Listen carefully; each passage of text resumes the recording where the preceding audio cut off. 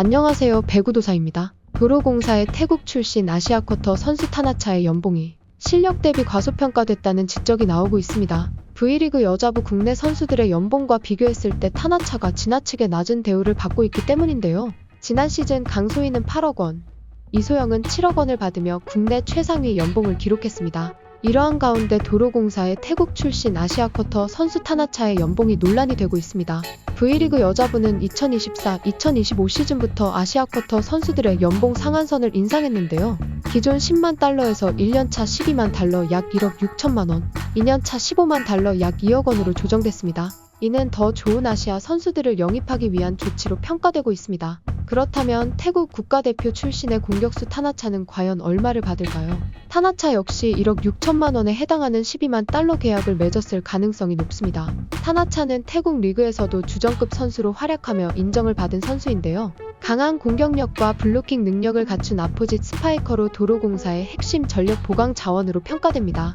여자부 아시아쿼터 선수들의 몸값이 점점 높아지는 상황에서 V리그 여자부에서 활약했던 이전 아시아쿼터 선수들을 살펴보면 대부분 연봉 상한선에 가까운 금액을 받았던 것으로 알려졌습니다. 특히 도로공사는 주전급 선수 영입을 위해 적극적인 투자에 나서는 팀인데요.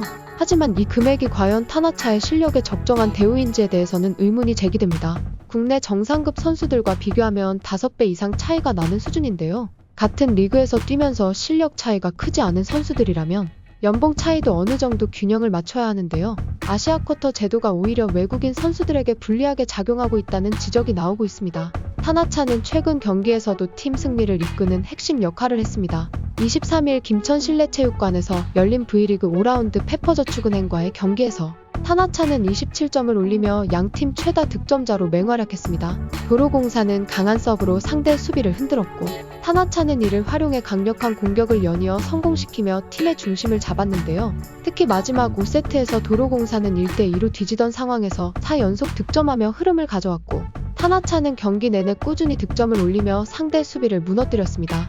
니콜로바, 강소희, 김세빈 등과 함께 활약한 가운데 타나차의 존재감이 승부를 가른 결정적 요인이 됐습니다. 이 승리로 도로공사는 승점 2점을 추가하며 5위를 유지했고 4위 IBK기업은행과의 승점 차이를 2점으로 좁혔습니다. 반면 페퍼저축은행은 테일러 22점, 박정아 19점의 활약에도 불구하고 마지막 5세트에서 흔들리며 아쉬운 패배를 기록했습니다.